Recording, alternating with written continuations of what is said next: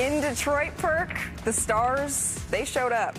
Paolo, Cade Cunningham, they were dueling. It was a must-win game for the #1 seed, and they delivered. Remember, following a disappointing performance after Game 4, Pistons head coach J.B. Bickerstaff had this to say about how his team would respond. Come out punching. You know, that I promise you.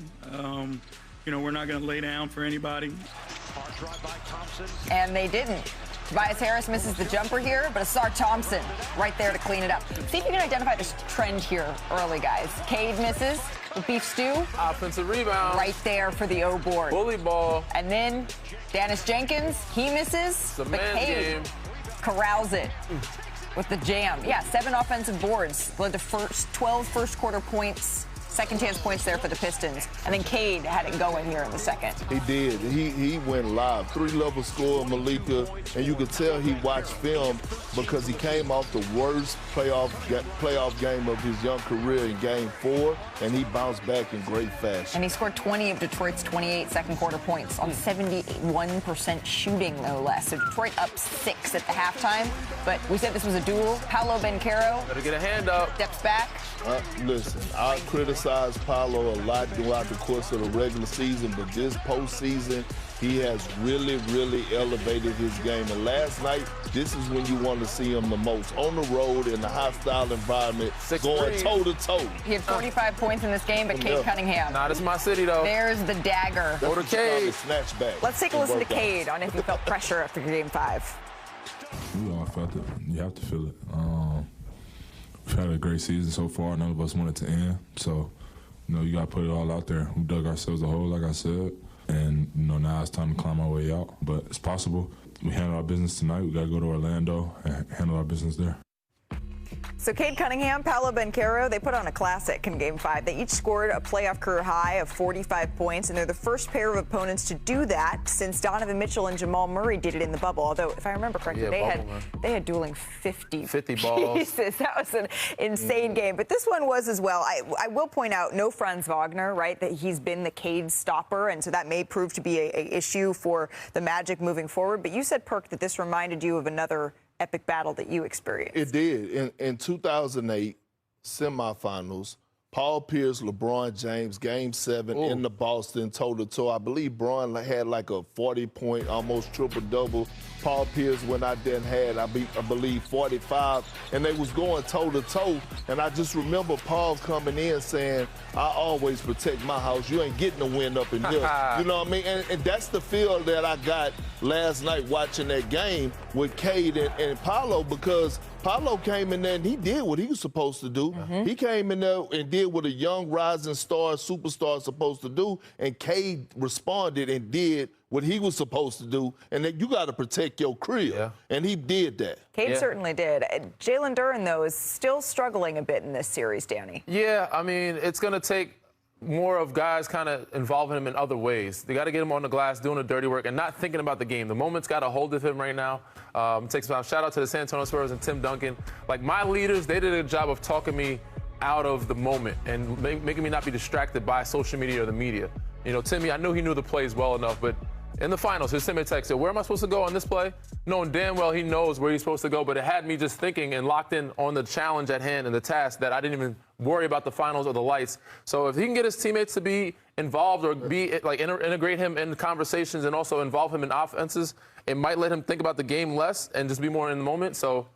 And it's the little things for a big man like Jalen Duren. Real talk. It's the little things, Malika, because it's obvious that he's not going to score a lot of points because the game plan is, they didn't completely, and that's okay, but it's other ways to be effective with that type of size and athleticism. Go be a monster on the glass. Go block 3 or 4 shots. Also, don't slip and roll so quick out of your screens. How about holding your screens a little longer so that Cade and Duncan Robinson could come off and all of a sudden they're getting wide open looks and now you're rolling to the basket looking for offensive rebounds. At this point, there's 6 games in. There's no more, we got to find a way to get Jalen Duren going. No, how can we utilize and maximize? I used to do that for KD and Russ all the time. I knew I wasn't rolling to the basket to receive a ball, so I used to always hold my screens and let them come off, snake action, so they could get into their offense. But that story is really interesting, Danny, that Tim Duncan would just text you because he wanted to keep you, locked in and engaged. Yes, not thinking about the game. He was like, hey, do you think that's what Jalen Duren needs? Is that a lack of, obviously there's not Hall of Famers there yet, but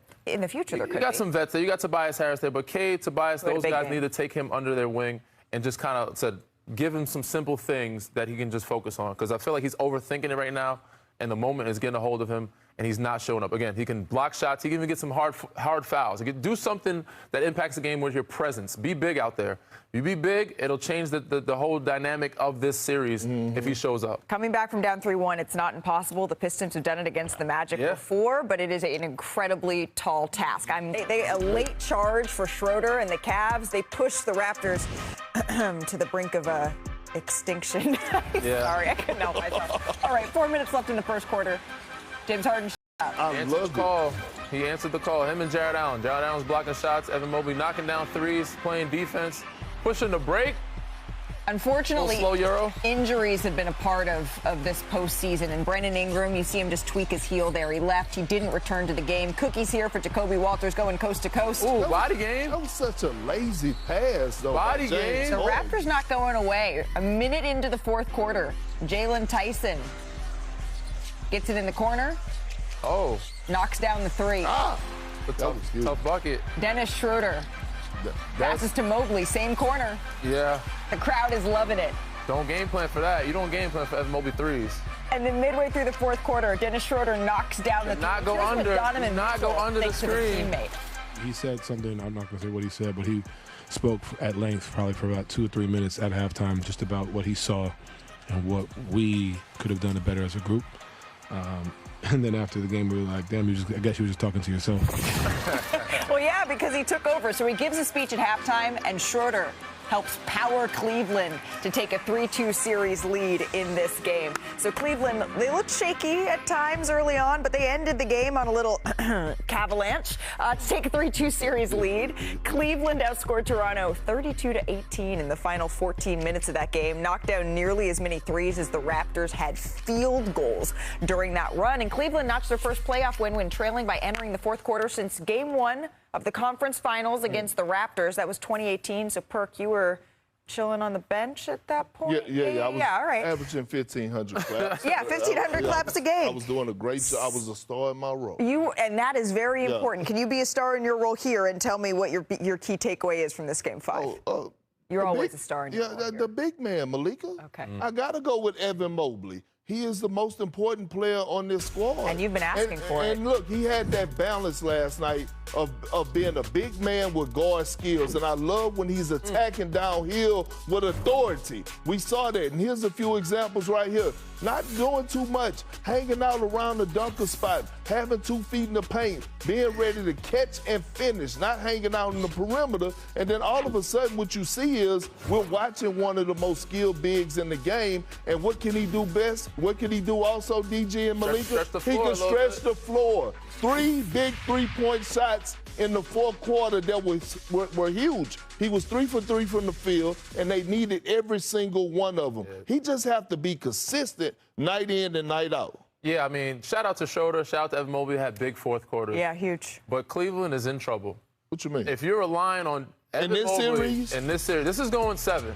And if you let those young boys, which they do right now, they have a lot of confidence. CMB didn't play his best game, but Jacoby Walters came out to play. He's finally out that cold slump. I don't know what Scotty Barnes' injury is. B.I. has a heel thing. It's a thigh bruise. He'll be ready. He's going to be ready. Lights, camera, action. They're going to be in the city in Toronto. You know the fans are going to get up. So they're going to win that Game 6. It's going to 7. But you let them come to that confidence, and you don't see James Harden and Donovan Mitchell in that fourth quarter. Last night, they have a fourth quarter like that again. They could be going home in the first round. I believe, I'm with you, it will go 7. I'm looking at big picture, and if you're the Cavs, you walk away from, you got to take the win, but you're not happy about it. Yeah. You can't give up 120 points in regulation at the crib. At some point, this team got to have an identity defensively if they're trying to get to where they're trying to go, and we know they're trying to get to the promised land. So both of you all have this going the distance. 7. Yeah, I got to go on 7. 7 games, and it starts in the 6 for 6.